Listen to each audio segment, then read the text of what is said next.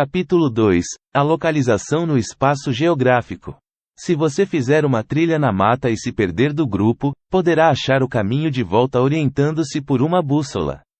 Se tiver acesso às novas tecnologias, como um GPS, lembrando que esse equipamento tem a desvantagem de depender do satélite e pode não conseguir a captação do sinal, será possível obter a localização exata do lugar de onde você partiu ou aonde você quer chegar. Na foto, Parque Nacional do Monte Roraima, com o Monte Roraima ao fundo. Município de Uiramutã, RR, em 2014. As direções no espaço geográfico. Os instrumentos mencionados na legenda da foto utilizam duas maneiras de orientação e localização no espaço geográfico: os pontos cardeais e as coordenadas geográficas.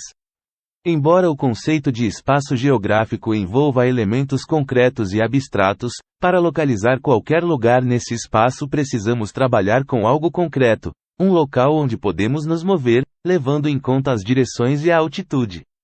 Em geografia, a ideia de direção nos é dada pela orientação, baseada nos pontos cardeais, colaterais e subcolaterais. As direções indicadas pelos pontos cardeais, leste, oeste, norte, sul, baseiam-se no movimento aparente do Sol, desde o momento que ele desponta ao amanhecer até desaparecer no horizonte. Entre os pontos cardeais encontram-se os pontos colaterais e, entre estes, os subcolaterais. Para relembrar, observe a seguir um modelo de rosa dos ventos. Hoje, porém, existe um sistema de localização muito preciso, o GPS, Global Positioning System ou Sistema de Posicionamento Global, que fornece as coordenadas geográficas e a altitude de um ponto a partir de sinais captados por satélites artificiais que giram em torno da Terra. Veja mais detalhes sobre esse assunto no capítulo 4. Coordenadas geográficas, importância e aplicação. Desde que o mapa ou a bússola estejam com a direção norte representada corretamente, qualquer ponto da superfície terrestre pode ser localizado com exatidão, com o auxílio das coordenadas geográficas, que se baseiam em linhas imaginárias traçadas sobre a Terra. Essas linhas são os paralelos e os meridianos, que se cruzam formando um sistema de coordenadas geográficas. A latitude, medida nos paralelos, e a longitude, medida nos meridianos. Veja na página 25 um exemplo de localização de um ponto na superfície terrestre utilizando coordenadas, planisfério, latitude e longitude. Ao longo da história, muitos aparelhos foram criados para facilitar o trabalho de localização, como a bússola, o sextante e o astrobio.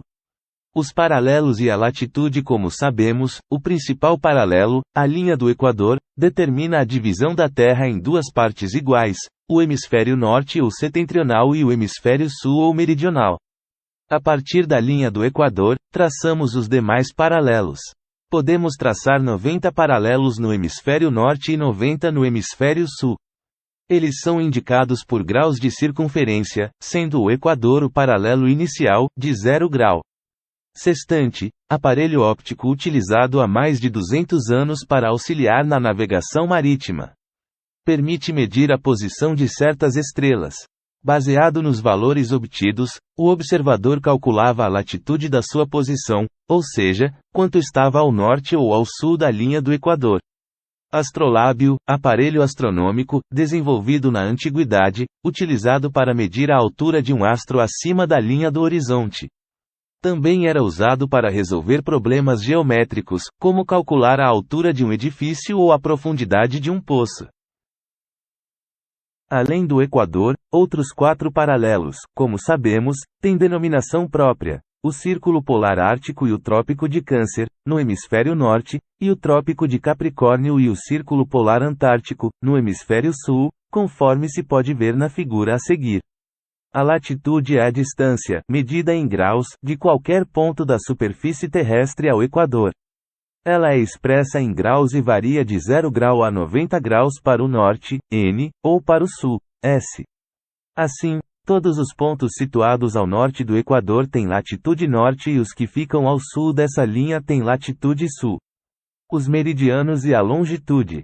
Conhecer apenas a latitude não é suficiente para determinar a localização exata de um ponto na superfície terrestre. Por exemplo, as cidades de São Paulo, no Brasil, e Alice Springs, na Austrália, estão quase à mesma latitude, aproximadamente 23º S, mas em lugares muito distantes entre si. Saber a localização exata dessas duas cidades só é possível com a ajuda dos meridianos e das longitudes. O meridiano oposto ao de Greenwich é a linha internacional de data e tem longitude 180 graus. Ambos marcam a divisão da Terra em hemisfério oriental, leste, e hemisfério ocidental, oeste. Todos os infinitos pontos situados à direita do meridiano de Greenwich têm longitude leste e os situados à esquerda têm longitude oeste. Todos os lugares atravessados por um mesmo meridiano têm a mesma longitude e estão a igual distância do meridiano de 0 grau. Nenhum meridiano circunda totalmente a esfera terrestre. Na outra face está o meridiano oposto, ou antimeridiano. O meridiano inicial tem longitude 0 grau e, por convenção internacional, foi adotado como ponto de partida para a numeração dos demais meridianos. É uma linha que passa pelos jardins do Observatório Real Astronômico de Greenwich, um subúrbio londrino, Reino Unido. Daí ser chamado Meridiano de Greenwich. Latitude e longitude, mais aplicações. Latitude e longitude não são importantes apenas para determinar a localização exata de um ponto na superfície terrestre. O clima de determinado lugar depende bastante da latitude, pois esta define a maneira como os raios solares atingem a superfície do planeta. Embora outros fatores, como a altitude e a proximidade do mar, também interfiram para que ocorram as diferenças de temperatura, de modo geral elas diminuem do equador para os polos.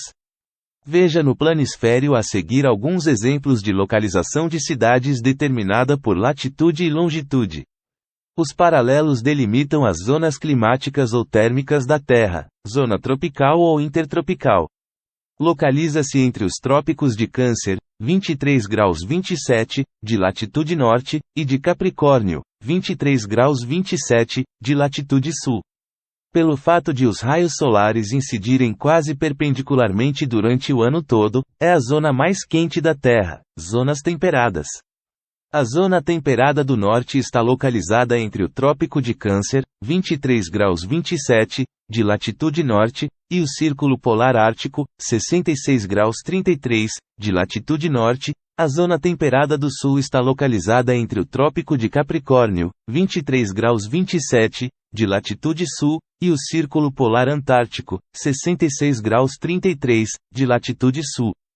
São zonas menos quentes do que a zona tropical porque recebem raios solares mais inclinados, oblíquos, zonas polares ou glaciais. Localizam-se ao norte do Círculo Polar Ártico, 66 graus 33, de latitude norte, zona polar ou glacial ártica, e ao sul do Círculo Polar Antártico, 66 graus 33, de latitude sul, zona polar ou glacial antártica. Os raios solares atingem essas zonas de modo muito inclinado e somente durante parte do ano, o que as torna as mais frias da Terra. A longitude é essencial para saber as diferenças de horário de um lugar para outro. Essas diferenças dependem da localização do lugar em relação ao meridiano de Greenwich. Veja mais sobre esse assunto no capítulo 3. Diálogos. A descoberta da longitude numa época como a de hoje, em que é possível saber a localização exata de qualquer ponto do planeta simplesmente acionando o GPS, e viajar ao redor do mundo ficou muito mais acessível, é quase impossível imaginar que muitas das maiores descobertas realizadas pelos grandes navegadores ocorreram quase às escuras, ou seja, sem uma noção precisa da posição da embarcação rumo ao desconhecido. Desde a antiguidade, o ser humano tem se lançado ao mar, ao sabor dos ventos e das correntes mar e NHAS. Durante os anos de apogeu das conquistas IBE-RICAS, os navegadores dispunham somente da bússola e do astrolábio. Todas as descobertas marítimas realizadas por Portugal e Espanha nos séculos XV e XVI foram fruto de empreitadas que envolviam enormes riscos e uma dose incrível de ousadia, pois ainda não havia o pleno domínio de cenicas que permitissem definir o local exato em que se encontrava uma embarcação. Apesar dos relatos de diversas viagens bem-sucedidas, são inúmeras as histórias de naufrágios e incidentes trágicos provocados pela falta de orientação dos navegantes. Livros e instrumentos, entre eles, um relógio de pêndulo do século XVII, que pertenceram a Galileu Galilei. Eric Lessing, álbum, Latinstock. A falta de direção. Saber a latitude não era problema. Os círculos que cortam o planeta paralelamente à linha do Equador, baseados na posição da Terra em relação ao Sol ou à Lua, já eram conhecidos desde a antiguidade. Estabelecer a longitude sempre foi uma tarefa difícil, afinal, não havia um ponto fixo natural que pudesse servir de referência. Com o crescimento do comércio marítimo entre o Oriente e o Ocidente e a expansão do poder das nações mais adiantadas para além de suas fronteiras, surgiu a necessidade de conhecer rotas seguras. Era, portanto, vital conhecer um método para medir com precisão a longitude. Guiar-se pelas estrelas era a prática mais utilizada, mas resultava ineficaz durante o dia ou em noites nubladas ou sob nevoeiro.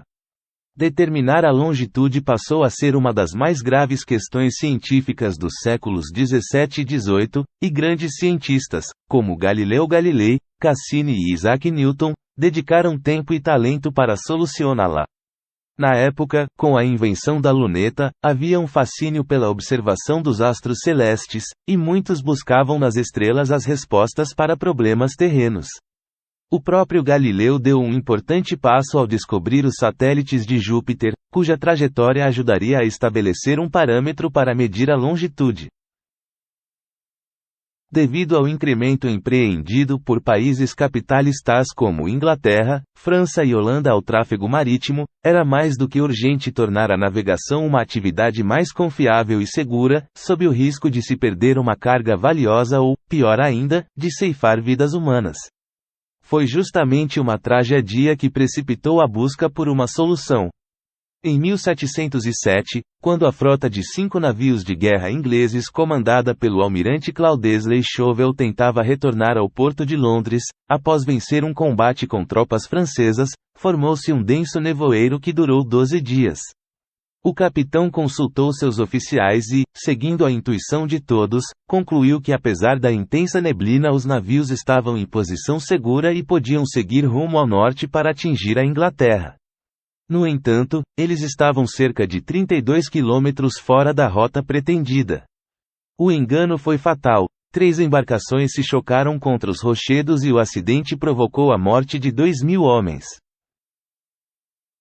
O decreto da longitude. Depois desse grave acidente, empresários, capitães e marinheiros e a Força Militar Naval da Inglaterra pressionaram o governo inglês para estabelecer métodos mais seguros de navegação. Para isso, fazia-se urgente descobrir como medir a longitude. Várias medidas foram adotadas, porém nenhuma de efeito prático, até que, em 1714, o parlamento inglês promulgou o Decreto da Longitude, uma lei que estabelecia um prêmio de 20.000 libras para quem descobrisse como medir a longitude. Foi criado um comitê especificamente voltado para avaliar as propostas, formado pelos mais renomados cientistas da época, entre os quais, o astrônomo Edmund Halley, diretor do Observatório de Greenwich. Havia, na ocasião, 2 vertentes para as quais as pesquisas se direcionaram. Uma delas, defendida pelos adeptos da astronomia, acreditava que, assim como a latitude podia ser encontrada pela observação do céu, a longitude também dependia de referências estelares. Outra corrente achava que, para medir a longitude, era preciso construir um relógio preciso e resistente. A longitude e as horas. A divisão da Terra em meridianos era um conceito conhecido havia muito tempo. Sabia-se que, para dar uma volta completa em torno do seu próprio eixo, o planeta levava 24 horas. Como a Terra pode ser representada por uma esfera que pode ser dividida em 360 graus, em sua rotação ela avança 15 graus a cada hora. Assim, bastava comparar o horário local com a hora do ponto de partida, naquele mesmo instante, para saber quantos graus se avançou. Uma vez definido um meridiano como marco zero, seria possível definir em que longitude a embarcação se encontrava. No entanto, para que se pudesse medir esse percurso com uma margem razoável de erro, era necessário um relógio muito preciso e que suportasse as condições adversas a bordo de um navio, como variações de temperatura, balanço provocado pelas tempestades, etc.